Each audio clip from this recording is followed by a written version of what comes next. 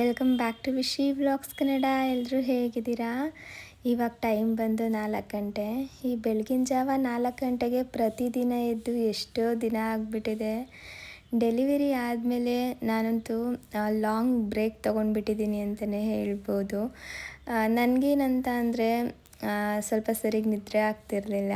ಹಾಗೆ ಸ್ವಲ್ಪ ಬಾಡಿಗೆ ರೆಸ್ಟ್ ಬೇಕಿತ್ತು. ಜಾಣು ಒಟ್ಟಿಗೆ ಜಾಸ್ತಿ ಸಮಯ ಕಳಿಬೇಕಿತ್ತು.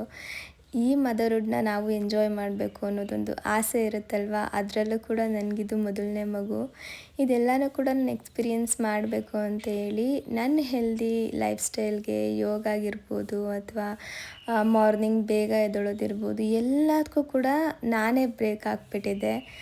ಸ್ವಲ್ಪ ಟೈಮ್ ತೊಗೊಂಡು ಈ ಮದರ್ಹುಡ್ನ ಎಂಜಾಯ್ ಮಾಡಿ ಆಮೇಲೆ ಮತ್ತೆ ನಾನು ಹಳೆ ರೂಟೀನ್ನ ಶುರು ಮಾಡ್ಕೊಳ್ಳೋಣ ಅಂತ. ಇನ್ನಿವಾಗ 7 ಮಂತ್ಸ್ ಕಂಪ್ಲೀಟ್ ಆಯ್ತು ನಂದು. ಸಾಕು ಅನ್ನಿಸ್ತು. ಮತ್ತು ನಾನು ನನ್ನ ಹೆಲ್ದಿ ಲೈಫ್ ಸ್ಟೈಲ್ಗೆ ಹೋಗಬೇಕು. ಹಾಗೆ ನನ್ನ ಬಾಡಿ ಮೇಲೂ ಕೂಡ ನಾನು ಸ್ವಲ್ಪ ಗಮನ ಕೊಡಬೇಕು, ಫಿಟ್ ಆಗಬೇಕು. ಇದೆಲ್ಲ ಆಸೆ ಇವಾಗ ಶುರುವಾಗಿದೆ. ಹಾಗಾಗಿ ಮತ್ತೆ ನನ್ನ ರೂಟೀನ್ನ ನಾನು ಶುರು ಮಾಡ್ಕೊಂಡಿದ್ದೀನಿ. ಇನ್ಮೇಲೆ ನಮಗೆ ಸರಿಗೆ ನಿದ್ದೆ ಕೂಡ ಆಗುತ್ತೆ. ಜಾಣು ಕೂಡ ಚೆನ್ನಾಗಿ ಮಲಗ್ತಾರೆ. ಜಾಣು ಮಲಗ್ಲಿಕ್ಕೆ ಶುರು ಮಾಡೇ ಸುಮಾರು 1.5 ತಿಂಗಳಾಗೋಯ್ತು ಅನ್ಕೋತೀನಿ. ಆರಾಮಾಗಿ ಅವರು ಬೇಗ ಮಲಗಿಬಿಡ್ತಾರೆ. ಹಾಗೆ ರಾತ್ರಿ ಹೊತ್ತು ಅಷ್ಟೇ ಪದೇ ಪದೇ ಎದ್ದೇಳೋದು, ಕಿರಿಕಿರಿ ಮಾಡೋದು, ಈ ಥರ ಎಲ್ಲ ಏನೂ ಮಾಡಲ್ಲ. ಆದರೆ ನನಗೇನೇ ಸ್ವಲ್ಪ ಟೈಮ್ ಬೇಕು ಅಂತ ಅನ್ನಿಸ್ತಾ ಇತ್ತು. ಇನ್ನು ಸ್ವಲ್ಪ ದಿನ ಸ್ವಲ್ಪ ಚೆನ್ನಾಗಿ ಜಾಣು ಒಟ್ಟಿಗೆ ಸಮಯ ಕಳೆಯೋಣ. ಹಾಗೆ ಅಮ್ಮ ಇದ್ದಾರಲ್ವ, ರುಚಿ ರುಚಿಯಾಗಿ ಅಡುಗೆ ಮಾಡಿಕೊಡೋರು. ಇದನ್ನೆಲ್ಲನೂ ನಾನು ಸ್ವಲ್ಪ ಎಂಜಾಯ್ ಮಾಡೋಣ ಅಂತ ಹೇಳಿ ಒಂಚೂರು ಜಾಸ್ತಿ ದಿನವೇ ನಾನು ಟೈಮ್ ತೊಗೊಂಡೆ. ಇನ್ನು ಟೈಮ್ ಎಲ್ಲ ಮುಗೀತು. ನನ್ನ ಹೆಲ್ದಿ ಲೈಫ್ ಸ್ಟೈಲ್ ನನ್ನ ರೊಟೀನ್ ಮತ್ತೆ ಶುರುವಾಗಿದೆ. ಹಾಗೆ ಏನು ಗೊತ್ತಾ, ಒಂದು ವಾರ ಆಯಿತು ಅಂತ ಅನ್ಕೋತೀನಿ ನಾನು ಇದನ್ನೆಲ್ಲ ಶುರು ಮಾಡಿ. ಶುರುವಿನಲ್ಲಿ ನನಗೇನು ಎಕ್ಸ್ಪೀರಿಯೆನ್ಸ್ ಆಯಿತು ಅಂತ ಅಂದರೆ, ಬೆಳಗ್ಗೆ ಬೇಗ ಎದ್ದೇಳಲಿಕ್ಕೆ ಆಗ್ತಿರಲಿಲ್ಲ ಆಯಿತಾ. ಮೊದಲನೇ ಸಲ ನನಗೆ ಕಷ್ಟ ಅಂತ ಅನಿಸಿದ್ದು. ನಿಮಗೆ ಗೊತ್ತಿರುತ್ತೆ, ನಾನು ಮೊದಲೆಲ್ಲ ಆರಾಮಾಗಿ ಬೆಳಗ್ಗೆ ಬೇಗ ಎದ್ಬಿಡ್ತಿದ್ದೆ. ಹಾಗೆ ರಾತ್ರಿ ಬೇಗ ಮಲಗ್ತಾ ಇದ್ದೆ. ಇದೆಲ್ಲ ನನಗೆ ಯಾವತ್ತೂ ಕಷ್ಟ ಅಂತ ಅನ್ನಿಸ್ತಿರಲಿಲ್ಲ. ಇವಾಗ ಸ್ವಲ್ಪ ಗ್ಯಾಪ್ ಆಯಿತು ನೋಡಿ. ಹಾಗಾಗಿ ಬೆಳಗ್ಗೆ ಎದ್ದೇಳಲಿಕ್ಕೆ ಮನಸ್ಸಾಗ್ತಿರಲಿಲ್ಲ. ಈಗ 4 ಗಂಟೆಗೆ ಅಲಾರಾಮ್ ಇಟ್ಟರೆ 4:15ಗೆ ಎದ್ದೇಳೋಣ ಅನಿಸೋದು. 4:15ಗೆ ಇಟ್ಟಾಗ 5 ಗಂಟೆಗೆ ಎದ್ದೇಳೋಣ ಅನಿಸೋದು. ಈ ಥರ ಆಗೋದು ಶುರುವಿನಲ್ಲಿ 1-2-3 ದಿನ. ಅದಾದಮೇಲೆ ರಾತ್ರಿ ಬೇಗ ಮಲಗಲಿಕ್ಕೂ ಕೂಡ ಆಗ್ತಾ ಇರಲಿಲ್ಲ. ಅಪ್ಪು ಬರೋವರೆಗೂ ಕಾಯೋಣ, ಅವರೊಟ್ಟಿಗೆ ಸ್ವಲ್ಪ ಹೊತ್ತು ಹರಟೆ ಹೊಡ್ಕೊಂಡು ಕೂತ್ಕೊಳ್ಳೋಣ, ಆಮೇಲೆ ಮಲ್ಕೊಳ್ಳೋಣ ಅಂತ ಅನಿಸೋದು ಆಯಿತಾ. ಇವಾಗ ಎಲ್ಲನೂ ಕೂಡ ನಿಧಾನಕ್ಕೆ ಸರಿ ಮಾಡ್ಕೊಳ್ತಾ ಇದ್ದೀನಿ. ಆದರೆ ಶುರುವಿನಲ್ಲಿ ನನಗೆ ಇಷ್ಟೆಲ್ಲ ಅನ್ನಿಸ್ತಾ ಇತ್ತು. ಇನ್ನು ಯೋಗ, ನಾನು ಏನೇ ಬಿಟ್ಟರೂ ಕೂಡ ಯೋಗ ಬಿಡ್ತಿರಲಿಲ್ಲ. ಆದರೆ ಡೆಲಿವರಿ ಆದಮೇಲೆ ಇದ್ರ ಕಡೆ ಗಮನನೇ ಇರಲಿಲ್ಲ ನನಗೆ. ಮೆಡಿಟೇಷನ್ ಮಾಡ್ತಿದ್ನೋ ಹೊರತು ಯೋಗ ಮಾಡಲಿಕ್ಕೆ ಹೋಗ್ತಿರಲಿಲ್ಲ. ಶುರುವಿನಲ್ಲಿ ಡಾಕ್ಟರೇ ಬೇಡ ಅಂತ ಹೇಳಿದರು. ಅದಾದಮೇಲೆ ನನಗೂ ಕೂಡ ಅದ್ರ ಕಡೆ ಗಮನ ಕಡಿಮೆ ಆಗಿಬಿಟ್ಟಿತ್ತು. ಇವಾಗ ಮತ್ತೆ ಶುರು ಮಾಡ್ಕೊಂಡಿದ್ದೀನಲ್ವ, ಹಾಗಾಗಿ ಸ್ವಲ್ಪ ಬಾಡಿಲಿ ಫ್ಲೆಕ್ಸಿಬಿಲಿಟಿ ಅನ್ನೋದು ಕಡಿಮೆ ಆಗಿಬಿಟ್ಟಿದೆ. ಜೊತೆಗೆ ಕೆಲವೊಂದಿಷ್ಟು ಸ್ಟ್ರೆಚಸ್ನೂ ಕೂಡ ನನಗೆ ಮಾಡಲಿಕ್ಕೆ ಆಗ್ತಾಯಿಲ್ಲ. ಬಾಡಿ ಸ್ವಲ್ಪ ಪೇನ್ ಬರ್ತಾ ಇದೆ. ಇದೆಲ್ಲ ಏನು ಗೊತ್ತಾ, ಶುರುವಿನಲ್ಲಿ ಅಷ್ಟೇನೆ ಒಂದು 15-20 ದಿನ ಪ್ರಾಕ್ಟೀಸ್ ಮಾಡಿಬಿಟ್ರೆ ಆಮೇಲೆ ಈಸಿ ಅಂತ ಅನ್ನಿಸ್ಬಿಡತ್ತೆ. ನನಗೂ ಕೂಡ ಮೊದಲು 2 ದಿನ ಕಷ್ಟ ಅನ್ನಿಸ್ತು. ಬಟ್ ಇವಾಗ ಓಕೆ ಎಲ್ಲ ನಾರ್ಮಲ್ ಆಗ್ತಾಯಿದೆ. ಇನ್ನಿವಾಗ ಒಂದು 20-25 ನಿಮಿಷ ಅಷ್ಟೇ ಯೋಗ ಮಾಡ್ತಾಯಿದ್ದೀನಿ. ಒಂದು 15 ನಿಮಿಷ ಮೆಡಿಟೇಷನ್ ಮಾಡ್ತಾಯಿದ್ದೀನಿ. ಹೋಗ್ತಾ ಟೈಮ್ನ ಸ್ವಲ್ಪ ನಾನು ಜಾಸ್ತಿ ಮಾಡ್ಕೊಂಡು ಹೋಗ್ತೀನಿ. ಶುರುವಿನಲ್ಲೇ ಸ್ವಲ್ಪ ಜಾಸ್ತಿ ಹೊತ್ತು ಬೇಡ ಅಂತೇಳಿ ಅಷ್ಟೇ. ಇನ್ನಿವತ್ತು ಹೆಲ್ದಿ ಡ್ರಿಂಕ್ಗೆ ನಾನು ನುಗ್ಗೆ ಸೊಪ್ಪನ್ನ ಬಳಸ್ಕೊಳ್ತಾ ಇದ್ದೀನಿ. ನಿಮಗೆ ಗೊತ್ತಿರುತ್ತೆ ನುಗ್ಗೆ ಸೊಪ್ಪಲ್ಲಿ ಎಷ್ಟೆಲ್ಲ ಬೆನಿಫಿಟ್ಸ್ ಇದೆ ಅಂತೇಳಿ. ಕೆಲವೊಂದು ಹೇಳಬೇಕು ಅಂತ ಅಂದರೆ, ಇವಾಗ ಆರೆಂಜಲ್ಲಿ ನಮಗೆ ವಿಟಮಿನ್ ಸಿ ಅನ್ನೋದು ಎಷ್ಟು ಸಿಗುತ್ತೆ ನೋಡಿ, ಅದಕ್ಕಿಂತ ಹೆಚ್ಚು ಇದರಲ್ಲಿ ನಮಗೆ ಸಿಗುತ್ತೆ ಆಯಿತಾ. ರೋಗ ನಿರೋಧಕ ಶಕ್ತಿ ಹೆಚ್ಚಿಸ್ಲಿಕ್ಕೂ ಕೂಡ ತುಂಬಾ ಹೆಲ್ಪ್ ಮಾಡುತ್ತೆ. ಇನ್ನು ಇದರಲ್ಲಿ ವಿಟಮಿನ್ ಎ ಮತ್ತು ಇ ಇರೋದ್ರಿಂದ ನಮ್ಮ ಸ್ಕಿನ್ಗೆ ತುಂಬಾ ಒಳ್ಳೆಯದು. ಹಾಗೆ ಗ್ಯಾಲಕ್ಟೋಮೋನೋನ್ ಅನ್ನೋ ಒಂದು ಫೈಬರ್ ಇರೋದ್ರಿಂದ ನಮ್ಮ ಶುಗರ್ ಲೆವೆಲ್ನ ಬ್ಯಾಲೆನ್ಸ್ ಮಾಡಲಿಕ್ಕೆ ಇದು ತುಂಬಾ ಹೆಲ್ಪ್ ಮಾಡುತ್ತೆ. ಡಯಾಬಿಟಿಸ್ ಇರೋರಿಗಂತೂ ತುಂಬ ಒಳ್ಳೆಯದು. ಹಾಗೆ ಐರನ್ ಡಿಫಿಷಿಯನ್ಸಿಗೂ ಕೂಡ ಇದು ಹೆಲ್ಪ್ ಮಾಡುತ್ತೆ. ಈ ಟೈಮಲ್ಲಿ ನಾವು ಇದನ್ನು ತೊಗೊಳ್ಳೋದು ತುಂಬಾ ಮುಖ್ಯ. ನಾನು ಡೆಲಿವರಿ ಆದಮೇಲೂ ಕೂಡ ನುಗ್ಗೆ ಸೊಪ್ಪು ಸೊಪ್ಪನ್ನ ಸ್ವಲ್ಪ ಜಾಸ್ತಿನೇ ತೊಗೊಳ್ತಾ ಇದ್ದೆ. ಇನ್ನು ಇವಾಗಲೂ ಅಷ್ಟೇ ಅದನ್ನು ಕಂಟಿನ್ಯೂ ಮಾಡ್ತಾ ಇದ್ದೀನಿ. ಜೊತೆಗೆ ಮುಖ್ಯವಾಗಿ ಇನ್ನೊಂದೇನು ಗೊತ್ತಾ, ಇದರಲ್ಲಿ ಕ್ಯಾಲೋರಿನೇ ಇರಲ್ಲ ಆಯಿತಾ. ಕ್ಯಾಲೋರಿ ಇಲ್ದಿರೋ ಸೊಪ್ಪು ಅಂದರೆ ಇದೊಂದೇನೆ. ಹಾಗಾಗಿ ನಮ್ಮ ವೆಯ್ಟ್ ಲಾಸ್ಗೂ ಕೂಡ ಇದು ತುಂಬಾ ಹೆಲ್ಪ್ ಮಾಡುತ್ತೆ. ನಮ್ಮ ಬೋನ್ನ ಸ್ಟ್ರಾಂಗ್ ಮಾಡುತ್ತೆ. ಹಾಗೆ ಸುಮಾರಷ್ಟು ಬೆನಿಫಿಟ್ಸ್ ಇದೆ ಆಯಿತಾ. ಜಾಯಿಂಟ್ ಪೇನ್ ಕಡಿಮೆ ಮಾಡಲಿಕ್ಕೆ ಇರ್ಬೋದು. ಈ ಥರ ತಿಳ್ಕೊಳ್ತಾ ಹೋದರೆ ಇನ್ನೂ ಸ್ವಲ್ಪ ಜಾಸ್ತಿ ತಿಳ್ಕೊಳ್ಬೇಕು ಅಂತ ಅನ್ನಿಸ್ತಿರುತ್ತೆ. ಒಟ್ಟಿನಲ್ಲಿ ಇದು ತುಂಬಾ ಒಳ್ಳೆಯದು. ಆದಷ್ಟು ನಮ್ಮ ಪ್ರತಿದಿನದ ಊಟದಲ್ಲಿ ನುಗ್ಗೆ ಸೊಪ್ಪನ್ನ ಬಳಸಬೇಕು ಅಂತ ಹೇಳ್ತಾರೆ. ಇನ್ನು ನಾನಿವತ್ತು ಇದಕ್ಕೆ ಏನೇನೆಲ್ಲ ಹಾಕ್ಕೊಂಡು ಜ್ಯೂಸ್ ಮಾಡ್ಕೊಳ್ತಾ ಇದ್ದೀನಿ ಅಂದರೆ, ಒಂದು ಹಿಡಿಯಷ್ಟು ನುಗ್ಗೆ ಸೊಪ್ಪನ್ನ ನೀಟಾಗಿ ತೊಳೆದ್ಬಿಟ್ಟು ಒಂದು ಜಾರ್ಗೆ ಹಾಕ್ಕೊಂಡಿದ್ದೀನಿ. ಹಾಗೆ ಸ್ವಲ್ಪ ಕೊತ್ತಂಬರಿ, ಒಂದು 5ರಿಂದ 6 ಎಲೆ ಪುದೀನ, ಒಂದು ಅರ್ಧ ಇಂಚು ಶುಂಠಿ, ಒಂದು 1/4 ಭಾಗ ಸೌತೆಕಾಯಿ, ಸ್ವಲ್ಪ ನಿಂಬೆಹಣ್ಣಿನ ರಸ, ಹಾಗೆ ನೀರನ್ನ ಹಾಕಿ ಗ್ರೈಂಡ್ ಮಾಡ್ಕೊಂಡಿದ್ದೀನಿ. ಅಪ್ಪುಗೆ ಮತ್ತು ನನಗೆ ಇಬ್ರಿಗೂ ಮಾಡ್ತಿರೋದ್ರಿಂದ ಇಷ್ಟು ನಾನು ಮಾಡ್ಕೊಂಡಿದ್ದೀನಿ. ನೋಡಿ, ನುಗ್ಗೆ ಸೊಪ್ಪಿನ ಡ್ರಿಂಕ್ ರೆಡಿ ಆಯಿತು. ನೀರು ಕುಡಿಯೋದೇ ಇರೋದು ನಮ್ಮ ಮನೇಲಿ. ಫಸ್ಟ್ ಕುಡಿಬೇಕು, ಇದೇನು ಹೊಸ ಅಭ್ಯಾಸ. ತುಂಬ ಕಹಿ ಇರುತ್ತೆ ನುಗ್ಗೆ ಸೊಪ್ಪು. ಕಹಿ ಏನಿರಲ್ಲ ಅನ್ಸುತ್ತೆ. ಒಂದೊಂದು ಗಿಡದಲ್ಲಿ ನುಗ್ಗೆ ಸೊಪ್ಪು ಕಹಿ ಬರುತ್ತೆ, ಒಂದೊಂದರಲ್ಲಿ ಬರಲ್ಲ. ಕಹಿ ಇರೋದನ್ನ ತಗೊಂಡ್ರೆ ಒಳ್ಳೇದು, ನಿಜ ಹೇಳ್ಬೋದಂದ್ರೆ. ಚೆನ್ನಾಗೈತೆ ನಿಂಬೆಹಣ್ಣು ಹಾಕಿದ್ದೀವಿ. ಅಷ್ಟೊಂದೇನು ಕಹಿ ಇಲ್ಲ, ಇದು ಕಹಿ ಇದೆ, ಅಷ್ಟೊಂದಿಲ್ಲ. ಇನ್ನು ಇವರು ಕೂಡ ಇವಾಗ ಜಿಮ್ಗೆ ಹೋಗ್ತಾ ಇದ್ದಾರೆ. ಆಲೇ ಒಂದು ವಾರ ಆಯಿತು ಅಲ್ವಾ ಅಪ್ಪು? ನೋಡ ಹೊಟ್ಟೆ ಕರಗಿಲ್ವಾ? ನನಗೆ ಯೋಗ ಬರಲ್ಲ ಅಂತ ಅಷ್ಟೇ ಅದರಿಂದ ಹೋಗೋದು. ಸ್ಟ್ರೆಚ್ ಆಗಲ್ಲ ನಂದು ಬಾಡಿ. ಏನು ಯೋಗ ಬಂದ್ಬಿಟ್ರೆ ಮಾಡ್ಬಿಡ್ತಿದ್ರು. ಮಾಡ್ತಿದ್ದೆ. 1-2 ಆಸನಗಳು ಮಾಡ್ತೀನಿ ಅಷ್ಟೇ. ಸೂರ್ಯ ನಮಸ್ಕಾರ ಮಾಡ್ತೀನಿ. ಆಮೇಲೆ ಹೇಳ್ತಾರೆ, ಇವಾಗ ಸೊಂಟ ನಡ್ಕೊಂಡ್ಬಿಡ್ತೀವಿ ಇವತ್ತು, ಅದೊಂದೇ ಏನಿಲ್ಲ. ಆಮೇಲೆ ಹಿಂಗೆ ಸ್ಟ್ರೈಟಾಗಿ ಹಿಂಗೆ ನಿಂತ್ಕೊಂತೀನಿ. ಬರೀ ಭುಜ ನೆಲದ ಮೇಲೆ ಇಟ್ಬಿಟ್ಟು ಸ್ಟ್ರೈಟಾಗಿ ನಿಂತೀನಿ. ಯಾವಾಗ ಸ್ಕೂಲಲ್ಲಿ ಮಾಡ್ತಿದ್ದೆ. ಮರ್ತ್ಬಿಟ್ಟಿದ್ದಾರೆ. ಸುಮಾರು ದಿನ ಆದ್ಮೇಲೆ ಮತ್ತೆ ಜಿಮ್ಗೆ ಹೋಗ್ತಿರೋದು. ದಿನ ಏನು, ತಿಂಗಳು. ಜಾಣ ಹುಟ್ಟಿದ್ಮೇಲಂತೂ ಹೋಗಿಲ್ಲ. ಜಾಣ ಹುಟ್ಲಿಕ್ಕಿಂತ ಮುಂಚೆನೂ ಹೋಗ್ತಿರ್ಲಿಲ್ಲ ಇವರು ಸ್ವಲ್ಪ ದಿನದಿಂದ. ಏನ್ ಅನ್ಸ್ತಿದೆ ಇವಾಗ? ಪರವಾಗಿಲ್ಲ, ಎಲ್ಲ ಮೈಕೈ ಎಲ್ಲ ನೋವು ಜಾಸ್ತಿ ಆಗೈತೆ. ಬಿಸಿಲು ಕಣ ಮಾಚೆ, ಏನು ಮಾಡಿದ್ರು ಸ್ವಲ್ಪ ಇದು ಏನೇ ತಿಂದ್ರು ಏನೇ ಮಾಡಿದ್ರು ಬಿಸಿಲಲ್ಲಿ ಒಣಗ್ಬಿಡ್ತೀವಲ್ಲ, ಎಲ್ಲ ಹಿಡ್ಕೊಳ್ತೇವೆ. ಅಲ್ಲ, ಬೆಳಗ್ಗೆ ಹೊತ್ತು ಹೋಗಿ ಈಗ ವರ್ಕೌಟ್ ಮಾಡ್ತಿರಲ್ಲ, ಅಲ್ಲೇನ್ ಅನ್ಸುತ್ತೆ ಅಂತ? ಖುಷಿ ಆಗುತ್ತಾ ವರ್ಕೌಟ್ ಮಾಡ್ಕೊಂಡು ಬಂದ್ಮೇಲೆ? ಹೆಂಗೆ ಒಂಥರ ರಿಫ್ರೆಶಿಂಗ್, ಆಕ್ಟಿವ್ ಆಗಿರುತ್ತೆ ಡೇ ಫುಲ್ಲು. ಮೈಂಡ್ ಎಲ್ಲ ಒಂಥರ ಫ್ರೀ ಆಗಿರುತ್ತೆ. ಬಾಡಿನೂ ಅಷ್ಟೇ ಫ್ರೀ ಆಗಿರುತ್ತೆ, ಏನೋ ರಿಲೀಫ್ ಅನ್ಸುತ್ತೆ. ಬಟ್ ಅದೇ ಸ್ವಲ್ಪ ಈಗ ಸ್ಟಾರ್ಟ್ ಅಲ್ವಾ ಬಾಡಿ ಪೈನ್ ಸ್ವಲ್ಪ.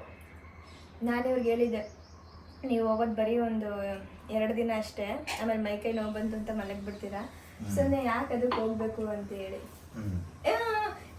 ಇದೇನು ಮಕಾನ ಅಲ್ವಾ, ಇದೇನು ಸಕ್ಕರೆ ಇವರು ಎಲ್ಲ ಮಿಕ್ಸ್ ಮಸಾಲ ಮಾಡ್ಕೊಂಡ್ಬಿಡ್ತಾರೆ. ಏನೇ ಎರಡು ಅಂತ ನಾಲ್ಗೆ ಟೇಸ್ಟ್ ಹೋಗ್ಬೇಕು ಅಂತ. ಯಪ್ಪ, ಇವ್ರು 1-2 ದಿನ ಹೇಳಿದ್ನಲ್ಲ, 1-2 ದಿನ ಜಿಮ್ಗೆ ಹೋಗ್ತಾರೆ, ಆಮೇಲೆ ಹೋಗಲ್ಲ, ಯಾಕೆ ಸುಮ್ಮನೆ ಹೋಗ್ತೀರಾ ಅಂತೇಳಿ. ಇಲ್ಲ, ಹೋಗ್ತೀನಿ ಅಂತ ಶುರು ಮಾಡಿದ್ರ. ಸರಿ, ಇನ್ನು ಈ ಡ್ರಿಂಕ್ ಎಲ್ಲ ಕೊಡೋಣ ಅಂತ ಹೇಳ್ಬಿಟ್ಟು ಕೊಡ್ಲಿಕ್ಕೆ ಶುರು ಮಾಡಿದೆ ಆಯ್ತಾ. ಸುಮಾರು ದಿನ ಗ್ಯಾಪ್ ಆಗ್ಬಿಡ್ತು ನೋಡಿ, ಇಷ್ಟು ದಿನ ಕೊಟ್ಟಿರ್ಲಿಲ್ವಲ್ಲ. ಏನು ಹಿಂಸೆ ಪಟ್ಕೊಂಡು ಕುಡಿತಾರೆ ಅಂತ ಅಂದ್ರೆ, ಏನೋ ನಾನು ಬೆಳಗ್ಗೆ ಏನೋ ಅಂಥದ್ದು ಕೊಡ್ತಾ ಇದ್ದೀನಿ, ಏನೋ ಕುಡಿಯೋದಕ್ಕೆ ಆಗದಿರೋ ಅಂಥದ್ದು ಅನ್ನೋ ಥರ. ಇವೆಲ್ಲ ಕುಡಿಬೋದು. ಕುಂಬಳಕಾಯ್ದು ಅದಿಷ್ಟು ಚೆನ್ನಾಗಿರುತ್ತೆ, ಅದಿಷ್ಟೇ ಅಲ್ಲ ಇವರಿಗೆ. ಕುಂಬಳಕಾಯಿ, ನೆಲ್ಲಿಕಾಯಿ, ಆಗ್ಲಕಾಯ್ದು ನಾನೇ ಮಾಡ್ಕೊಂಡು ಕುಡಿತಾ ಇದ್ದೆ. ನೆಲ್ಲಿಕಾಯಿ ಹುಳಿ ಒಗ್ರು ಜಾಸ್ತಿ. ಇವಾಗ ನಾನು ಮತ್ತೆ ನನ್ನ ಹಳೆ ರೊಟ್ಟಿಂಗ್ ಬಂದಿದ್ದೀನಲ್ಲ. ಆಳೆ ನೀನು 2-3 ದಿನ ಆಯ್ತಲ್ಲ. ಅಲ್ಲ, ಹೆಂಗ ಅನಿಸ್ತಿದೆ ಬೆಳಗ್ಗೆ ಬೇಗ ಎದ್ದೇಳೋದು? ಅಯ್ಯಪ್ಪ, ಇನ್ನು 4 ಗಂಟೆಗೆ ಎದ್ದೇಳ್ತೀಯಾ? ನನ್ನ ಮಗ ನನ್ನ ತಳ್ಳಾಡ್ತಾನ, ತಿರ್ಗಿ ನನಗೂ ಎಚ್ಚರ ಆಯ್ತದೆ. ನೋಡಿ, ನಾನು ಒಬ್ಬಳು ಎದ್ದೇಳೋದ್ರಿಂದ ನಮ್ಮ ಬೇಗ ಎದ್ದೇಳ್ತಾರೆ, ಅಪ್ಪನೂ ಬೇಗ ಎದ್ದೇಳ್ತಾರೆ, ನನ್ನ ಮಗನೂ ಬೇಗ ಎದ್ದೇಳ್ತಾರೆ. ಒಂಥರ ನನ್ಗೇನು ಗೊತ್ತಾ, ನಂದು ಹಳೆ ರೊಟೀನ್ ಮತ್ತೆ ವಾಪಸ್ ಬರ್ತಾ ಇದೆಯಲ್ಲ, ಅದೇನೋ ಒಂಥರ ಖುಷಿ ಆಗ್ತಾಯಿದೆ. ಸುಮಾರು ತಿಂಗಳಾದಮೇಲೆ ಒಂದು ಡಿಸಿಪ್ಲಿನ್ ರೊಟೀನ್ಗೆ ಮತ್ತೆ ಬರ್ತಾ ಇದ್ದೀವಿ. ಇವ್ರು ಜಿಮ್ಗೆ ಹೋಗ್ತಿರೋದು ನನಗೆ ಇನ್ನೂ ಖುಷಿ. ನನ್ನ ಮಗನ ಕರ್ಕೊಂಡು ಬಂದು ತೊಟ್ಲಲ್ಲಿ ಮಲಗಿಸಿದ್ದೀನಿ, ಎಚ್ಚರ ಆಗ್ಬಿಡ್ತಾರೆ ಅಂತ. ನೀವು ಹೊರಡ್ತಾರೆ, ನಾನು ಮಿಕ್ಕಿದ ಕೆಲಸ ಎಲ್ಲ ಮಾಡ್ಕೊಂಡು ಬಿಡ್ತೀನಿ. ಅಪ್ಪು ಇವಾಗ ತಾನೇ ಜಿಮ್ಗೆ ಹೋಗೋದನ್ನ ಶುರು ಮಾಡ್ಕೊಂಡಿದ್ದಾರಲ್ವ, ಹಾಗಾಗಿ ಬ್ಯಾಗ್ ಇರ್ಬೋದು ಅಥವಾ ಕೆಲವೊಂದಿಷ್ಟು ಥಿಂಗ್ಸ್ ಇರ್ಬೋದು, ಅದನ್ನೆಲ್ಲ ಪರ್ಚೇಸ್ ಮಾಡಲಿಕ್ಕೆ ಟೈಮ್ ಸಿಕ್ಕಿಲ್ಲ ಅಂತ ಹೇಳ್ಬಿಟ್ಟು ಅವ್ರು ಏನೂ ಕೂಡ ತಗೊಂಡಿಲ್ಲ. ಹಾಗಾಗಿ ವಾಟರ್ ಬಾಟಲು ಮತ್ತು ಶೂನೆಲ್ಲ ಒಂದು ಬ್ಯಾಗ್ ಹಾಕ್ಕೊಂಡು ಹೋಗ್ತಾ ಇದ್ದಾರೆ. ಅಂದರೆ ಕವರ್ ಬರುತ್ತಲ್ಲ, ಅದಕ್ಕೆ ಹಾಕ್ಕೊಂಡು ಹೋಗ್ತಿದ್ದಾರೆ. ಶೂನ ಅಲ್ಲೇ ಹೋಗಿ ಹಾಕ್ಕೊಳ್ಬೇಕಂತೆ, ಹಾಗಾಗಿ ಅದನ್ನೇ ತೋರಿಸ್ತಾ ಇದ್ರು. ಇನ್ನು ಇವಾಗ ತಾನೇ ಸೂರ್ಯ ಉದಯ ಆಗ್ತಾ ಇದ್ದಾರೆ ನೋಡಿ. ಇನ್ನು ಜಾಣು ಎದ್ದಿರಲಿಲ್ಲ ಅಲ್ಲ, ಹಾಗಾಗಿ ಸ್ವಲ್ಪ ನೆಲ ಎಲ್ಲನೂ ಕೂಡ ಒರೆಸ್ಕೊಂಡು ಬಿಡ್ತಾ ಇದ್ದೀನಿ. ಆದಷ್ಟು ನಿಮಗೆ ಗೊತ್ತಿರುತ್ತೆ, ಮಗು ಮಲಗಿರೋ ಸಮಯದಲ್ಲೇ ನಮ್ಮ ಕೆಲಸ ಎಲ್ಲನೂ ಕೂಡ ನಾವು ಮುಗಿಸ್ಕೊಂಡು ಬಿಡಬೇಕು. ಎದ್ಮೇಲೆ ಮಾಡಲಿಕ್ಕೆ ನಮಗೆ ಸ್ವಲ್ಪ ಕಷ್ಟ ಅನಿಸುತ್ತೆ. ನಾನಂತೂ ಜಾಣು ಮಲಗಿರುವಾಗ ಅದು ಎಷ್ಟು ಬೇಗ ಕೆಲಸ ಮುಗಿಸ್ಬಿಡ್ತೀನಿ ಅಂದರೆ, ಒಂದು ಕ್ಷಣ ಕೂಡ ನಾನು ರೆಸ್ಟ್ ಅಂತಲೇ ಯೋಚನೆ ಮಾಡಲ್ಲ. ಮೊದಲು ಕೆಲಸ ಮುಗಿಸ್ಬಿಡೋಣ, ಆಮೇಲೆ ರೆಸ್ಟ್ ಮಾಡ್ಬೋದು ಜಾಣು ಒಟ್ಟಿಗೆ ಅಂತ ಹೇಳ್ಬಿಟ್ಟು ಎಲ್ಲನೂ ಕೂಡ ಪಟ ಅಂತ ಮುಗಿಸ್ಬಿಡ್ತೀನಿ. ಇನ್ನು ಇವತ್ತು ಪೂಜೆ ಇತ್ತು, ಹಾಗಾಗಿ ನಾನು ಕೂಡ ಫ್ರೆಶ್ನಪ್ ಆಗಿ ಪೂಜೆನೂ ಕೂಡ ಮುಗಿಸ್ಕೊತಿದ್ದೀನಿ. ಅಷ್ಟರಲ್ಲಿ ಜಾಣು ಕೂಡ ಎದ್ದಿದ್ರು, ಅವ್ರನ್ನೂ ಆಡಿಸ್ಕೊಂಡು ಪೂಜೆ ಮುಗಿಸ್ಕೋತಿರೋದು. ಏನು ಗೊತ್ತಾ, ನಾನು ಆದಷ್ಟು ಪೂಜೆ ಮಾಡೋ ಸಮಯದಲ್ಲಿ ದೇವ್ರ ಮನೇಲಿ ಜಾಣನ ಕೂರಿಸ್ಕೊಳ್ಳಿಕ್ಕೆ ಟ್ರೈ ಮಾಡ್ತೀನಿ. ಇಲ್ಲಾಂದರೆ ಈ ಥರ ಬಾಗಿಲ ಹತ್ರನಾದರೂ ಕೂಡ ಜಾಣನ ಆಡಿಸ್ಕೊಂಡೇ ಪೂಜೆ ಮಾಡೋದು. ಇದನ್ನು ಒಂದು ಅಭ್ಯಾಸ ಮಾಡ್ತಾಯಿದ್ದೀನಿ ಅಷ್ಟೇ. ಇನ್ನು ಇವತ್ತಿನ ತಿಂಡಿಗೆ ರೆಡಿ ಮಾಡ್ಕೊಳ್ಳೋಣ ಅಂತ ಅಡುಗೆ ಮನೆಗೆ ಬಂದೆ. ಇನ್ನಿವಾಗ ಬೆಳಗಿನ ತಿಂಡಿಗೆ ರೆಡಿ ಮಾಡ್ಕೊತಾ ಇದ್ದೀನಿ. ಇವಾಗ ನನಗೊಂದು ತಿಂಡಿ ಮಾಡಬೇಕು, ಅಪ್ಪಗೊಂದು ತಿಂಡಿ ಮಾಡಬೇಕು. ಅಮ್ಮ ಇಲ್ಲ, ಇವತ್ತು ಊರಿಗೆ ಹೋಗಿದ್ದಾರೆ. ಅಯ್ಯೋ, ಎಷ್ಟು ಕಿತಾಪತಿ ಮಾಡ್ತಾರೆ ನೋಡಿ. ಸುಮ್ಮನೆ ಆ ಲೈಟು ಮತ್ತು ಕ್ಯಾಮ್ರಾ ಹಾಕಿದ್ದೀನಲ್ಲ, ಅದಕ್ಕೆ ಖುಷಿ. ಇದನ್ನೆಲ್ಲ ತೆಗ್ದು ಹಿಂಗೆ ಹಾಕಿದ್ರು. ಇವಾಗ ಅಮ್ಮ ಇದ್ರೆ ಏನು ತೊಂದರೆ ಇಲ್ಲ, ಅವ್ರು ನೋಡ್ಕೊತಾರೆ. ಅಮ್ಮ ಇಲ್ಲ ಅಂದಾಗ ಈ ಥರ ಅಡುಗೆ ಕೆಲಸ ನಮ್ಮದು. ಇನ್ನು ಇವತ್ತೇನು ಗೊತ್ತಾ, ಒಂದು ವೆಯ್ಟ್ ಲಾಸ್ ಸ್ಯಾಲಡ್ ರೆಸಿಪಿನ ಶೇರ್ ಮಾಡ್ಕೊಳ್ಳೋಣ ಅಂತ ಅಂದ್ಕೊಂಡಿದ್ದೀನಿ. ಇನ್ನು ಮುಂದೆ ನಾನು ವೆಯ್ಟ್ ಲಾಸ್ ಜರ್ನಿನ ಶುರು ಮಾಡಿರೋದ್ರಿಂದ ಎಲ್ಲ ವ್ಲಾಗ್ಸಲ್ಲೂ ಕೂಡ ಆದಷ್ಟು ವೆಯ್ಟ್ ಲಾಸ್ ರೆಸಿಪಿನೇ ಶೇರ್ ಮಾಡ್ಕೊತೀನಿ. Weight loss or fat loss ಏನು ಬೇಕಾದರೂ ಅಂದ್ಕೊಳ್ಬೋದು. ಹೆಲ್ದಿ ರೆಸಿಪಿಗಳನ್ನ ಶೇರ್ ಮಾಡೋಣ ಅಂತ ಅಂದ್ಕೊಂಡಿದ್ದೀನಿ. ಇವತ್ತೇನಂತ ಅಂದರೆ ಸೋಯಾ ಚಂಕ್ಸ್ ಬರುತ್ತಲ್ವ, ಸೋಯಾ ಚಂಕ್ಸ್ನ ಬಳಸ್ಕೊಂಡು ಸ್ಯಾಲಡ್ನ ಮಾಡ್ತಾ ಇರೋದು. ತುಂಬಾ ಟೇಸ್ಟಿಯಾಗಿರುತ್ತೆ. ಹೈ ಪ್ರೋಟೀನ್ ಸ್ಯಾಲಡ್ ಅಂತಲೇ ಹೇಳ್ಬೋದು. ಅಪ್ಪುಗೆ ಹೆಂಗೆ ಅಂದರೆ ಈ ಥರ ಹಸಿ ತರಕಾರಿ ಇದೆಲ್ಲ ತಿನ್ಲಿಕ್ಕೆ ಅವ್ರಿಗೆ ನಿಜವಾಗ್ಲೂ ಇಷ್ಟ ಆಗಲ್ಲ. ಫೋರ್ಸ್ ಮಾಡ್ಲಿಕ್ಕೆ ಹೋಗಲ್ಲ ನಾನು, ಸ್ವಲ್ಪ ಕೊಡ್ತೀನಿ ಇಲ್ಲ ಅಂತ ಅಲ್ಲ. ತುಂಬ ಇದನ್ನೇ ತಿನ್ಬಿಟ್ಟು ಮಧ್ಯಾಹ್ನ ತನಕ ಇರಬೇಕು ಆ ಥರ ಎಲ್ಲ ನಾನು ಹೇಳಲಿಕ್ಕೆ ಹೋಗಲ್ಲ. ಅವ್ರು ಇರೋದು ಇಲ್ಲ ಕೂಡ. ಹಾಗಾಗಿ ಅವ್ರಿಗೆ ಬೆಳಗ್ಗೆ ಬೇರೆ ಬ್ರೇಕ್ಫಾಸ್ಟ್ ರೆಡಿ ಮಾಡ್ತಾ ಇದ್ದೀನಿ. ನನಗೆ ಇದನ್ನು ಮಾಡ್ಕೊತಿದ್ದೀನಿ. ಮೊಟ್ಟೆ ಬೇಯಲಿಕ್ಕೆ ಇಟ್ಟಿದ್ದೀನಿ. ಅವ್ರಿಗೆ ಮೊಟ್ಟೆ ಬೇಕಂತೆ. ಜಿಮ್ಗೆ ಹೋಗ್ಬಿಟ್ರೆ ಅವ್ರು ಒಂದೇ ಕೇಳೋದು, ಮೊಟ್ಟೆ ಬೇಕು ನನಗೆ, ಮೊಟ್ಟೆ ಬೇಕು ನನಗೆ ಅಂತ. ಹಾಗಾಗಿ ಬೇಯಲಿಕ್ಕೆ ಇಟ್ಬಿಟ್ಟಿದ್ದೀನಿ ಮಧ್ಯಾಹ್ನಕ್ಕೆ. ಇವಾಗ ಎಲ್ಲದಕ್ಕೂ ಸೇರ್ತೀನಿ ಇಟ್ಟಿದ್ದೀನಿ. ಇನ್ನು ಅವ್ರು ಬರೋ ಅಷ್ಟರಲ್ಲಿ ನಾನು ತಿಂಡಿ ಮುಗಿಸ್ಕೊಂಡ್ಬಿಡ್ತೀನಿ. ಏನಮ್ಮ ಓನಮ್ಮ ಬಂದ್ರಿ? ಓನ್ ನಿಮ್ಮದು ಕಷ್ಟ ಆಗ್ತಿದ್ಯಾ ಹೆಂಗೆ ಕುತ್ಕೊಳ್ಳಿಕ್ಕೆ? ಯಾರು ನಿಮ್ಮನ್ನ ಎದ್ದೇಳಿ ಅಂತ ಅಂದಿದ್ದು? ಮಲ್ಕೋಬೇಕಿತ್ತು. ನೋಡಿ 7:15 ಇವಾಗ. 7:15 ಅಷ್ಟರಲ್ಲಿ ಎದ್ಬಿಟ್ರು. ಇದಕ್ಕಿನ್ನೊಂದು ಕೆಳಗಡೆ ಸ್ಟ್ಯಾಂಡ್ ಥರ ಬರುತ್ತೆ, ಅದನ್ನ ಹಾಕೊಂಡು ಹಿಂಗೆ ಕೂರಿಸ್ಕೊಂಡ್ರೆ ಕಂಫರ್ಟ್ ಆಗಿರುತ್ತೆ. ನಾನಿವತ್ತು ಟ್ರೈ ಮಾಡೋಣ, ಹಿಂಗೆ ಹಾಕೊಂಡು ಕೆಲಸ ಮಾಡೋದು ನೋಡೋಣ ಅಂತ ಮಾಡಿದ್ನ. ಯಾಕೋ ನನಗೆ ಸರಿ ಹೋಗ್ತಿಲ್ಲ, ಇದು ತೆಗೆದ್ಬಿಡ್ತೀನಿ. ಆಟ ಆಡಿಸ್ಕೊಂಡಿದ್ದೀನಿ. ಈ ರೆಸಿಪಿ ಶೂಟ್ ಕೂಡ ಮಾಡ್ತೀನಿ. ಇಲ್ಲೇ ಆಟ ಆಡಿಸ್ಕೊಬೋದು, ಏನು ತೊಂದರೆ ಇಲ್ಲ. ಆಡ್ತಾರೆ ಆರಾಮಾಗಿ, ನೋಡ್ಕೊಳ್ಬೇಕು ಅಷ್ಟೇ.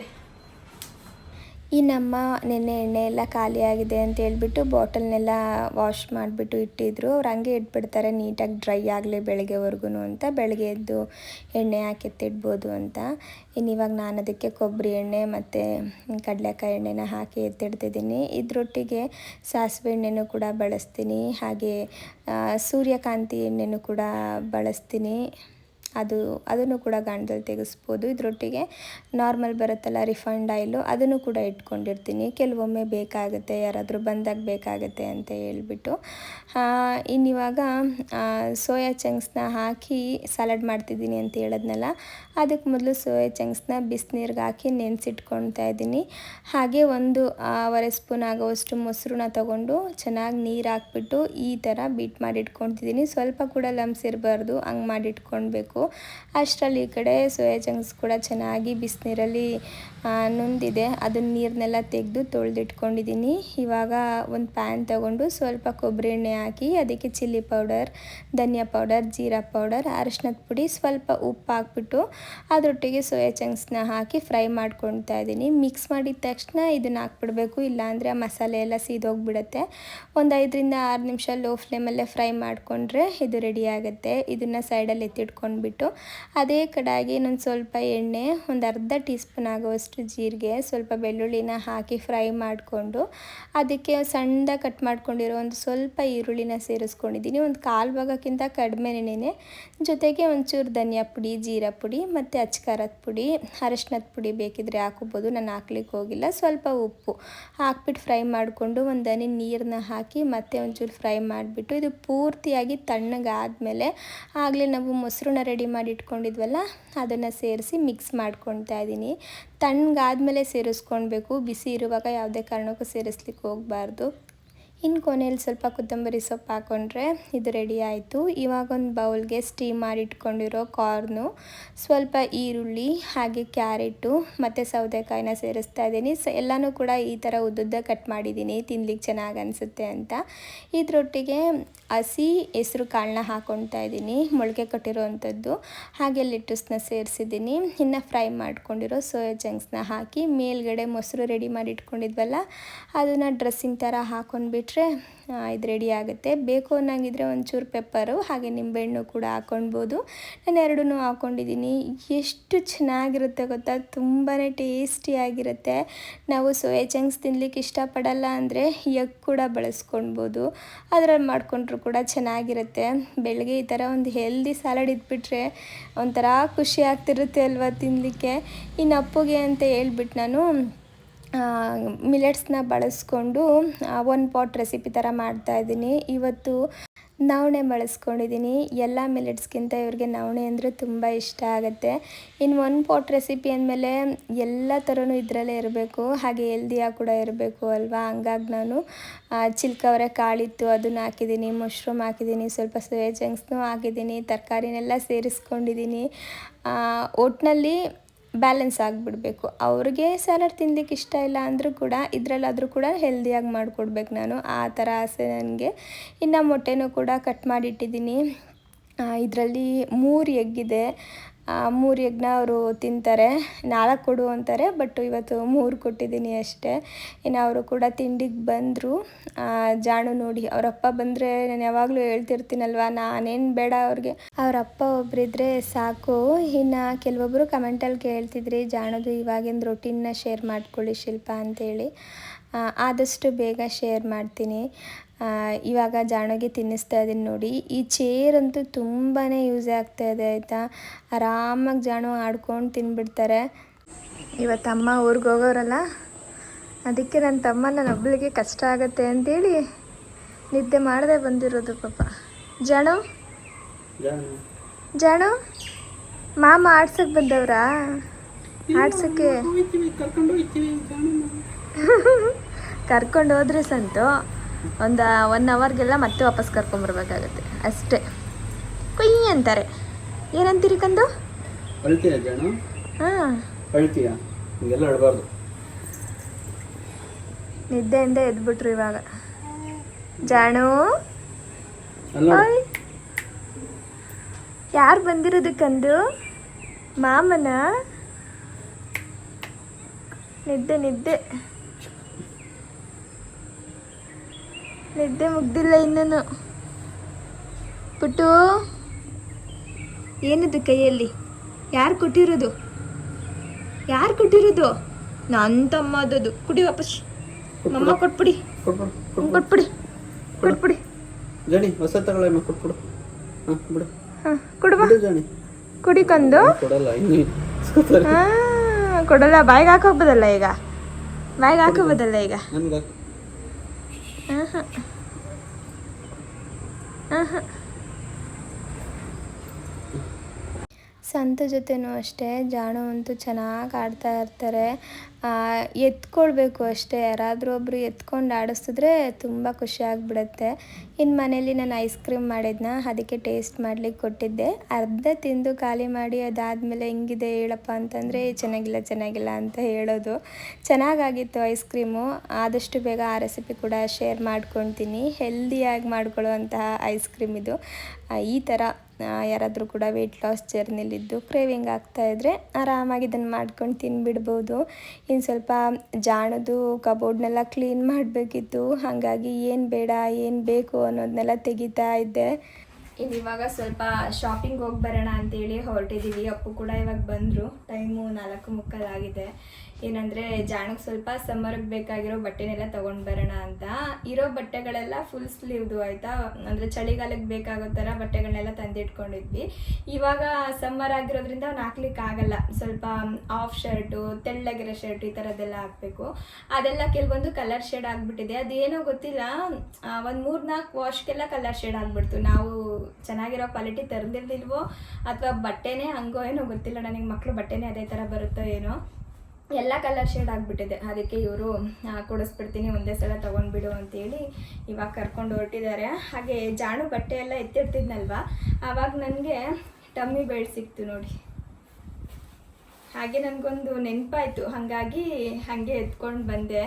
ಏನಂದರೆ ಸುಮಾರು ಜನ ಕೇಳ್ತಾ ಇದ್ರಿ ನನಗೆ, ಆ ಡೆಲಿವರಿ ಆದಮೇಲೆ ನಿಮ್ಮ ಹೊಟ್ಟೆ ಹೆಂಗೆ ಶಿಲ್ಪ ಅಷ್ಟು ಬೇಗ ಒಳಗಡೆ ಹೋಗ್ಬಿಡ್ತು, ಏನು ಮಾಡಿದ್ರಿ ನೀವು ಅಂತ ಹೇಳ್ಬಿಟ್ಟು, ಬೆಲ್ಟ್ ಹಾಕಿದ್ರಾ ಏನು, ಈ ಥರ ಎಲ್ಲ ಕ್ವಶನ್ ಬರ್ತಿತ್ತ.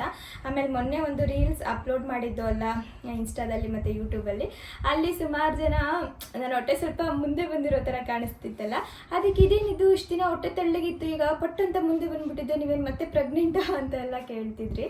ಅದು ಹೆಂಗೆ ಗೊತ್ತಾ, ಪಾಪನ ಹಿಂಗೆ ಇಟ್ಕೊಂಡಿರ್ತೀವಲ್ವಾ, ಅವಾಗ ನಾವು ಹಿಂಗೆ ಬೆಂಡ್ ಆಗಿರ್ತೀವಿ, ಅವಾಗ ಸ್ವಲ್ಪ ಹೊಟ್ಟೆ ಮುಂದೆ ಬಂದಿರೋ ಥರ ಕಾಣಿಸುತ್ತೆ ಅಷ್ಟೇ. ಹಿಂಗೆ ನೋಡಿ ನನ್ನ ಹೊಟ್ಟೆ ಈ ಥರ ಇದೆ. ಪೂರ್ತಿಯಾಗೇನೂ ಕರಗಿಲ್ಲ ನಂದು, ಸ್ವಲ್ಪ ಕಡಿಮೆ ಆಗಿದೆ. ಇವಾಗ ಡೆಲಿವರಿ ಆದ ತಕ್ಷಣ ಸ್ವಲ್ಪ ಇಷ್ಟಿರುತ್ತೆ ಆಯಿತಾ, ಅದು ಒಂಚೂರು ಒಳಗಡೆ ಹೋಗಿದೆ. ಇನ್ನೂ ಸ್ವಲ್ಪ ಕರಗಬೇಕು, ಇನ್ಮೇಲೆ ಕರಗುತ್ತೆ. ವೆಯ್ಟ್ ಲಾಸ್ ಎಲ್ಲ ಶುರು ಮಾಡಿದ್ದೀನಲ್ವ, ಹಂಗಾಗಿ ಕರಗುತ್ತೆ. ಇನ್ನೊಂದು ವಿಷಯ ಹೇಳಬೇಕಿತ್ತು, ಏನಂದರೆ ಈಗ ಡೆಲಿವರಿ ಆದಮೇಲೆ ಬೆಲ್ಟ್ ಹಾಕೋದು ನಾವು ಹೊಟ್ಟೆ ಕರಗಲಿಕ್ಕೆ ಅಂತೇಳಿ ಅಂದ್ಕೊಂಡ್ಬಿಟ್ಟಿದ್ದಾರೆ. ನಿಜವಾಗ್ಲೂ ಇಲ್ಲ. ಏನಂದರೆ ಡೆಲಿವರಿ ಸಮಯದಲ್ಲಿ ನಮ್ಮ ಯೂಟ್ರಸ್ ಸ್ವಲ್ಪ ದೊಡ್ಡದಾಗಿರುತ್ತೆ ಆಯಿತಾ. ಡೆಲಿವರಿ ಆದಮೇಲೆ ಅದು ನಾರ್ಮಲ್ ಸೈಜಿಗೆ ಬರಬೇಕಲ್ವ, ಸ್ವಲ್ಪ ಸಿಂಕ್ ಆಗಬೇಕಲ್ವ, ಅದಕ್ಕೆ ನಾವು ಆ ಬೆಲ್ಟ್ನ ಯೂಸ್ ಮಾಡುವಂಥದ್ದು ಅಷ್ಟೇ. ಹೊಟ್ಟೆ ಕರಗಲಿ ಅಥವಾ ಫುಲ್ಲು ಇಲ್ಲಿರೋ ಬೊಜ್ಜೆಲ್ಲ ಕರಗಿಬಿಡ್ಲಿ ಅಂತ ಎಲ್ಲ ಯೂಸ್ ಮಾಡಿದ್ದಲ್ಲ. ಮೊದಲಿಂದನೂ ಅಷ್ಟೇ ಯೂಟ್ರಸ್ ನಾರ್ಮಲ್ ಸೈಜ್ಗೆ ಬರಲಿ, ಸಿಂಕ್ ಆಗಲಿ ಅದು ಅಂತ ಹೇಳ್ಬಿಟ್ಟು ಬಟ್ಟೆ ಕಟ್ಟೋದು ಅಥವಾ ಬೆಲ್ಟ್ ಹಾಕೋದು ಮಾಡ್ತಾಯಿದ್ರು. ಇನ್ನು ನಾನು ಯೂಸ್ ಮಾಡೋದನ್ನ ಅಂತ ಕೇಳೋದಾದರೆ, ನಾನು ಇದನ್ನು ಯೂಸೇ ಮಾಡಿಲ್ಲ. ನಾನು ಡಾಕ್ಟ್ರನ್ನ ಕೇಳಿದಾಗ ಅದ್ರ ಅವಶ್ಯಕತೆ ಏನೂ ಇಲ್ಲ, ಹೋಗ್ತಾ ಹೋಗ್ತಾ ಅದಾಗದೇ ಹೊಟ್ಟೆ ಕರಗುತ್ತೆ, ಏನು ಹಾಕ್ಲಿಕ್ಕೆ ಹೋಗ್ಬೇಡಿ ಅಂತ ಹೇಳಿದ್ರು. ಹಾಗಾಗಿ ನಾನು ಕಟ್ಟಲಿಲ್ಲ. ಈಗ ಮಗುಗೆ ಕುತ್ಕೊಂಡು ಫೀಡ್ ಮಾಡಿಸ್ತಿರ್ತೀವಲ್ವ, ಬ್ಯಾಕಿಗೆ ಸಪೋರ್ಟ್ ಆಗಲಿ ಅಂತ ಕೂಡ ಕಟ್ತಾರೆ, ಆದರೆ ನಾನು ಅದನ್ನು ಏನು ಮಾಡ್ಲಿಕ್ಕೆ ಹೋಗಲಿಲ್ಲ. ನಾನು ಸ್ವಲ್ಪ ಪಿಲ್ಲೋ ಸಪೋರ್ಟ್ ತೊಗೊಂಡೇ ಫೀಡಿಂಗ್ ಎಲ್ಲ ಮಾಡ್ತಾಯಿದ್ದೆ. ಇನ್ನು ನೋಡಿ ನನ್ನ ಹೊಟ್ಟೆ ಇಷ್ಟಿದೆ. ಅದನ್ನು ಹೇಳ್ಬೇಕಿತ್ತು, ಕೆಲವೊಬ್ಬರು ಕಮೆಂಟಲ್ಲಿ ಕೇಳ್ತಿದ್ರಲ್ವ, ಹಾಗಾಗಿ ಶೇರ್ ಮಾಡಿದೆ ಅಷ್ಟೇ. ಇನ್ನಿವಾಗ ಹೊರಡ್ತೀವಿ. ಇನ್ನು ಟೈಮೇ ಆಗಿಬಿಡುತ್ತೆ, ನಾವು ಹಿಂಗೆ ಹೋಗಿ ಬರೋ ಅಷ್ಟರಲ್ಲೇ 1 hour ಆಗೋಗ್ಬಿಡುತ್ತೆ. ಅಮ್ಮ ಕೂಡ ಬರ್ತಾರಂತೆ, ಅವ್ರು ಬರೋ ಅಷ್ಟರಲ್ಲಿ ನಾವು ಹೋಗಿ ಬಂದುಬಿಡ್ಬೇಕು. ಇನ್ನು ಸಂತೂನು ಕೂಡ ಕರ್ಕೊಂಡು ಹೋಗೋಣ ಅಂತ ಹೇಳ್ಬಿಟ್ಟು ಬಲವಂತ ಮಾಡಿ ಹೊರಡಿಸಿದ್ವಿ. ಇವತ್ತು ಬರಲ್ಲ ಅಂತ ಹೇಳಿ ನಾವು ಬಿಡ್ತಾಯಿಲ್ಲ, ಬರಲೇಬೇಕು ಅಂತ. ಸರಿ ಅಂದ್ಬಿಟ್ಟು ಜಾಣನ ಕರ್ಕೊಂಡು ಕೆಳಗಡೆ ಬಂದು ವಾಕ್ ಮಾಡ್ತಾ ಇದ್ದಿದ್ದು. ನಾವು ಬರೋ ಅಷ್ಟರಲ್ಲಿ ಇಬ್ಬರು ಕಾಣಿಸ್ತಾ ಇರಲಿಲ್ಲ. ಆಮೇಲೆ ನೋಡಿದ್ರೆ ಒಂದು ರೌಂಡ್ ದೂರ ಹೋಗಿ ಬಂದಿದ್ದಾರೆ. ಇನ್ನು ಮನೆ ಹತ್ರ ನೋಡಿ ರೋಡ್ನೆಲ್ಲ ಸ್ವಲ್ಪ ಕಿತ್ಬಿಟ್ಟಿದ್ದಾರೆ, ಎಲ್ಲನೂ ಕೂಡ ಹೊಸ್ದಾಗಿ ರೆಡಿ ಮಾಡ್ತಾ ಇದ್ದಾರೆ. ಇನ್ನು ನಾವು ಮೊದಲು ಫಸ್ಟ್ ಕ್ರೈಗೆ ಹೋಗೋಣ ಅಂತ ಅಂದ್ಕೊಂಡ್ವಿ. ಕ್ವಾಲಿಟಿ ಸ್ವಲ್ಪ ಚೆನ್ನಾಗಿರುತ್ತಲ್ವ ಅಲ್ಲಿ ಬಟ್ಟೆ, ಹಾಗಾಗಿ ಅಲ್ಲೇ ತೊಗೊಂಡು ಬರೋಣ ಅಂತ. ನೆಲಮಂಗಲದಲ್ಲಿ ಒಂದು ಫಸ್ಟ್ ಕ್ರೈ ಇದೆಯಲ್ವ, ಅಲ್ಲಿಗೆ ಹೋಗೋಣ ಅಂತೇಳಿ ಬಂದ್ವಿ. ಆದರೆ ಅದು ಯಾಕೋ ಗೊತ್ತಿಲ್ಲ, ಕ್ಲೋಸ್ ಆಗಿಬಿಟ್ಟಿತ್ತು. ಸರಿ ಇನ್ನೇನು ಮಾಡೋದು ಅಂತ ಹೇಳ್ಬಿಟ್ಟು ವಿಶಾಲ್ ಮಾರ್ಟ್ ಇತ್ತಲ್ವ, ಅಲ್ಲಿಗೆ ಬಂದು ನೋಡ್ತಾ ಇದ್ದೀವಿ. ಇಲ್ಲಿ ನನಗೆ ಬೇಕಾಗಿರೋ ಥರ ಕಲೆಕ್ಷನ್ಸ್ ಅಷ್ಟೊಂದು ಇರಲಿಲ್ಲ. ಎಲ್ಲ ಏನು ಗೊತ್ತಾ, ಪಿಂಕ್ ಕಲರು ಮತ್ತು ಯೆಲ್ಲೋ ಕಲರು ಈ ಥರ ಜಾಸ್ತಿ ಇತ್ತು. ಅದರಲ್ಲೂ ಕೂಡ ಪಿಂಕ್ ಜಾಸ್ತಿ ಕಾಣಿಸ್ತಾ ಇತ್ತು. ಜಾಣು ಹತ್ರ ಅಂತೂ ಸುಮಾರಷ್ಟು ಪಿಂಕ್ ಕಲರ್ ಬಟ್ಟೆಗಳಿದ್ದಾವೆ. ಆದರೂ ಕೂಡ ನನಗೆ ಸಮ್ಮರ್ಗೆ ಬೇಕಾಗಿರೋ ಥರ ತೊಗೊಬೇಕಂದ್ರೆ ಅದರಲ್ಲೇ ನೋಡಬೇಕಿತ್ತು. ಸರಿ ಅಂದ್ಬಿಟ್ಟು ಒಂದೆರಡು ತೊಗೊಂಡೆ. ಇನ್ನು ಜಾಣು ಆ ಕಡೆ ಈ ಕಡೆ ನೋಡಿಕೊಂಡು ಅವರಪ್ಪನೊಟ್ಟಿಗೆ ಹಾಗೆ ಸಂತು ಒಟ್ಟಿಗೆ ಆಟ ಆಡ್ತಾಯಿದ್ರು. ಅಲ್ಲಿ ಕೆಲವೊಂದಿಷ್ಟು ಟಾಯ್ಸ್ ಎಲ್ಲ ಇರುತ್ತೆ ಆಯಿತಾ, ಆರಾಮಾಗಿ ಮಕ್ಕಳನ್ನ ಆಡಿಸ್ಬೋದು ಅಂತ. ಇನ್ನು ಜಾಣನ ಕೂರಿಸ್ಕೊಂಡು ಅಪ್ಪು ಆಡಿಸ್ತಾ ಕೂತಿದ್ರು. ಸಂತು ಸ್ವಲ್ಪ ಹೊತ್ತು ಆಡಿಸಿದ್ದು, ಆಮೇಲೆ ಅಪ್ಪು. ಹಾಗೆ ಅಲ್ಲಿ ಹೆಣ್ಮಕ್ಳು ಬಟ್ಟೆ ಎಲ್ಲ ಇದ್ವಲ್ಲ, ಅದನ್ನು ಕೂಡ ನಾನು ನೋಡ್ತಾ ಇದ್ದೆ. ಕೆಲವೊಮ್ಮೆ ಏನು ಗೊತ್ತಾ, ಆಸೆ ಆಗ್ತಿರುತ್ತೆ, ಅಯ್ಯೋ ಇದು ನೋಡಿ ಎಷ್ಟು ಚೆನ್ನಾಗಿದೆ, ಇದು ನೋಡಿ ಎಷ್ಟು ಚೆನ್ನಾಗಿರುತ್ತೆ ಅಂತೇಳ್ಬಿಟ್ಟು. ತುಂಬ ಚೆನ್ನಾಗಿರೋದೇನಾದರೂ ಕಾಣಿಸಿದ್ರೆ ನಾನು ಅದನ್ನು ಸುಕೃತಿಗೆ ತಂದುಬಿಡ್ತೀನಿ. ಆ ಸುಕೃತಿಗೆ ಹಾಕಿ ನೋಡೋಣ ಅಂತ ಹೇಳ್ಬಿಟ್ಟು. ಚೆನ್ನಾಗಿ ಕಾಣಿಸುತ್ತಲ್ವ, ಹೆಣ್ಮಕ್ಳನ್ನ ರೆಡಿ ಮಾಡಿ ನೋಡೋದೇ ಏನೋ ಒಂಥರ ಖುಷಿ. ಇನ್ನು ಇವತ್ತೇನು ಅಷ್ಟೊಂದು ಚೆನ್ನಾಗಿರೋ ಕಲೆಕ್ಷನ್ಸ್ ಇರಲಿಲ್ಲ. ಇರೋದನ್ನ ನೋಡಿಕೊಂಡು ಜಾಣಗೆ ಏನೇನು ಬೇಕು ಎಲ್ಲನೂ ಕೂಡ ತೊಗೊಂಡ್ವಿ. ಹಾಗೆ ಫಸ್ಟು ಜಾಣದು ಶಾಪಿಂಗ್ ಎಲ್ಲ ಮುಗಿಸ್ಬಿಟ್ಟು ಆಮೇಲೆ ಅಪ್ಪು ಮತ್ತು ಸಂತು ಹೋಗಿದ್ರು ಮೇಲ್ಗಡೆ ನೋಡ್ಕೊಂಡು ಬರಲಿಕ್ಕೆ. ಇನ್ನಿಲ್ಲಿ ನೋಡಿ ಯಾರೊಬ್ಬರು ಪುಟ್ಟು ಪಾಪು ಬಂದಿದ್ದಾರೆ ಆಯಿತಾ. ಆ ಪಾಪನ ನೋಡಿಕೊಂಡು ಜಾಣು ಆಡ್ತಿರೋದು. ಏನೋ ಗೊತ್ತಿಲ್ಲ, ನನ್ನ ಮಗಂಗೆ ಮಕ್ಕಳಂದರೆ ತುಂಬ ಇಷ್ಟ. ಅವರೆಲ್ಲ ಸೇಮ್ ಹೈಟ್ ಇರ್ತಾರೆ, ಆಮೇಲೆ ಪುಟ್ಟದಾಗಿ ಕಾಣಿಸ್ತಿರ್ತಾರಲ್ವ, ಅದಕ್ಕೆ ಇರ್ಬೋದು ಮಕ್ಕಳು ಬೇಗ ಇಷ್ಟ ಆಗ್ತಾರೆ. ಇನ್ನು ಶಾಪಿಂಗ್ ಎಲ್ಲ ಮುಗಿಸ್ಕೊಂಡು ಮನೆಗೆ ಬಂದ್ವಿ. ಶಾಪಿಂಗ್ ಮಾಡ್ಕೊಂಡು ಬಂದಿದ್ದಾಯಿತು. ಜಾಣು ಒಟ್ಟಿಗೆ ಅವರಪ್ಪನೂ ಸ್ವಲ್ಪ ಶಾಪಿಂಗ್ ಮಾಡಿದ್ದಾರೆ. ಫಸ್ಟ್ ಕ್ರೈಗೆ ಹೋಗೋಣ ಅಂತ ಹೇಳ್ಬಿಟ್ಟು ಹೋದು ಆಯಿತಾ. ಅಲ್ಲಿ ಯಾಕೋ ಅದು ಕ್ಲೋಸ್ ಆಗಿಬಿಟ್ಟಿತ್ತು, ಹಾಗಾಗಿ ಅಲ್ಲೇ ಪಕ್ಕ ಇರೋ ವಿಶಾಲ್ ಮಾರ್ಟ್ಗೆ ಹೋಗಿ ತೊಗೊಂಡು ಬಂದ್ವಿ. ಜಾಸ್ತಿ ಏನು ಕಲೆಕ್ಷನ್ ಇರಲಿಲ್ಲ ಇರೋದ್ರಲ್ಲಿ. ಇವಾಗ ಯಾವುದು ಯೂಸ್ ಆಗುತ್ತೆ ನೋಡಿ ಅದನ್ನು ತೊಗೊಂಡು ಬಂದಿರೋದು. ಅಲ್ಲೇನಮ್ಮ, ಅಯ್ಯೋ ಅಯ್ಯೋ ಮಾತಾಡ್ತಿದ್ದಿಲ್ಲ ನೋಡಿ, 6 ಗಂಟೆ ಬಂದ್ಬಿಡೋದು. ಬೇಡ ಬೇಡ, ನೀವು ಕುಚ್ಚಿ ಮಾಡಿ ಕಂದು ಕುಚ್ಚಿ ಮಾಡಿ, ಮಮ್ಮ ಮಾತಾಡ್ತಾರೆ. ಜಾಣಗೆ ಅಂತೇಳಿ ಒಂದಿಷ್ಟು ಚಡ್ಡಿ ತೊಗೊಂಡು ಬಂದಿದ್ದೀನಿ. ಒಂದೊಂದು 49 ರುಪೀಸ್ ಇದೆ. ಇದು ಮಾತ್ರ 79 ರುಪೀಸು. ಚೆನ್ನಾಗಿದೆ ಇದು ಕ್ವಾಲಿಟಿ, ಎಲ್ಲದಕ್ಕಿಂತ ಇದು ಚೆನ್ನಾಗಿದೆ. ಹಂಗಾಗಿ 2 ತೊಗೊಂಡ್ವಿ. ಇಷ್ಟು ಒಂದು ಸೆಟ್ ಇದೆ. ಇದರೊಟ್ಟಿಗೆ ಇದು ಚೆನ್ನಾಗಿದೆ. ಇದೊಂಥರ ನನಗೆ ಗ್ರೀನ್ ಇಷ್ಟ ಆಯಿತು, ಹಂಗಾಗಿ ತೊಗೊಂಡೆ. ಇದು 6 to 12 ಮಂತ್ಸಿಂದ ಇರಲಿಲ್ಲ, ಹಂಗಾಗಿ 0 to 6 ಮಂತ್ಸೇ ತೊಗೊಂಡಿದ್ದೀನಿ. ಎಷ್ಟು ದಿನ ಆಗುತ್ತೆ ಅಷ್ಟು ದಿನ ಹಾಕೋಣ ಅಂತ. ಇರವಾ ಇಲ್ಲಿ ಬಿತ್ತೆ, ಇಲ್ಲಿ ಜಾಣ ಹಿಂಗ್ಸಂತೂ ಈ ಥರ ಶರ್ಟ್ ಚೆನ್ನಾಗಿರುತ್ತೆ ಅಂತ ಹೇಳ್ಬಿಟ್ಟು ಇದೊಂದು ತಗೋ ಅಂತ ಹೇಳ್ತಾ, ಹಂಗಾಗಿ ನಾನು ಇದೊಂದು ತೊಗೊಂಡೆ. ನನಗೆ ಹೇಳ್ಬೇಕಂದ್ರೆ ಈ ಥರ ಶರ್ಟ್ ಎಲ್ಲ ಅಷ್ಟು ಇಷ್ಟ ಆಗಲ್ಲ, ಸದ್ಯಕ್ಕೆ ಇಷ್ಟ ಆಗಲ್ಲ. ಮುಂದಕ್ಕೆ ಚೆನ್ನಾಗಿ ಕಾಣುತ್ತೆ, ಇವಾಗ ಪುಟ್ಟೋರಲ್ವಾ, ಹಾಗಾಗಿ ಶರ್ಟ್ಗಿಂತ ಟೀ ಶರ್ಟ್ ಚೆನ್ನಾಗಿ ಕಾಣಿಸುತ್ತೆ ಅಂತ. ಚೆನ್ನಾಗಿದೆ ತಗೋ ಅಂತ ಹೇಳ್ತಲ್ಲ, ಹಂಗಾಗಿ ಒಂದು ತೊಗೊಂಡೆ. ಇನ್ನು ಮಾಮೂಲಿ ಇದು ಅಷ್ಟೇ ಸೆಟ್ಟು. ನನಗಿದು ಜಾಸ್ತಿ ಹಿಡಿಸ್ತು, ಚೆನ್ನಾಗಿದೆ ಅಲ್ಲ. ಇದು ಅಷ್ಟೇ 0 to 6 ಮಂತ್ಸ್ದೇನೆ 99 ರುಪೀಸು, 2ರಿಂದ. ಓನವ ಇದು 99 ರುಪೀಸ್. ಇಲ್ಲಿ ಬಂದು ಇಲ್ಲಿ ತೋಳಿ, ಇಲ್ಲಿ ಜಿಗ್ ಜಿಗ್ ಜಿಗ್ ಜಿಗ್ ಜಿಗ್ ಜಿಗ್ ಜಿಗ್ ಜಿಗ್ ಜಿಗ್ ಜಿಗ್ ಜಿಗ್ ಜಿಗ್ ಜಿಗ್ ಜಿಗ್ ಜಿಗ್ ಜಿಗ್ ತಗೊಳ್ಳಿ. ಇನ್ನು ಅವರು ಜಿಮ್ಗೆ ಸಾಕ್ಸ್ ಬೇಕು ಅಂತ ಹೇಳಿ ತಗೊಂಡಿದ್ದಾರೆ. ನನಗೆ ಜಾಣಿಗೆ ಈ ಥರದ್ದು ಬೇಕಿದ್ದಿದ್ದು ಆಯಿತಾ. ಈ ಥರ ಆಫ್ ಸ್ಲೀವ್ ಎಲ್ಲ ಜಾಸ್ತಿ ಹಾಕೋಣ, ಸೆಕೆ ಅಲ್ವಾ ಅಂತ ಹೇಳ್ಬಿಟ್ಟು ಅದ್ರಲ್ಲಿ ಸಿಗಲೇ ಇಲ್ಲ ಜಾಸ್ತಿ. ನನಗೆ ಇರೋದ್ರ ಒಂದು 2-3 ತಂದೆ. ಇದು ಅಷ್ಟೇ ಸೆಟ್ಟು.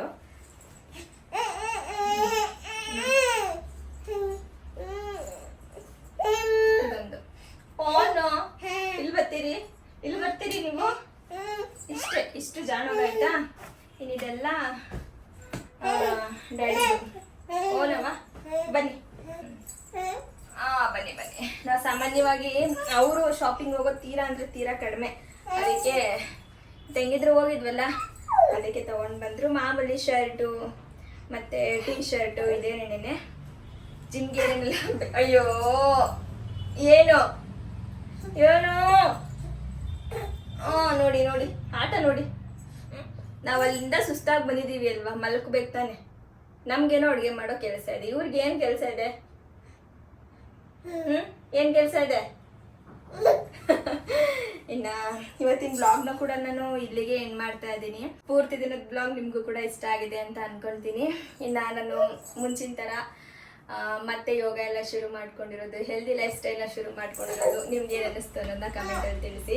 ಹಾಗೆ ಇವತ್ತಿನ ಬ್ಲಾಗ್ ಏನಾದರೂ ನಿಮಗೆ ಇಷ್ಟ ಆಗಿದ್ರೆ ಪ್ಲೀಸ್ ಒಂದು ಲೈಕ್ ಮಾಡಿ. ಹಾಗೆ ಇನ್ಯಾರಾದರೂ ನನ್ನ ಚಾನಲ್ನ ಸಬ್ಸ್ಕ್ರೈಬ್ ಮಾಡದೆ ನೋಡ್ತಿದ್ರೆ ಸಬ್ಸ್ಕ್ರೈಬ್ ಮಾಡ್ಕೊಂಡು ಕೂಡ ನೋಡಿ ಆಯಿತಾ. ಬಾಯ್ ಬಾಯ್. ಬಾಯ್.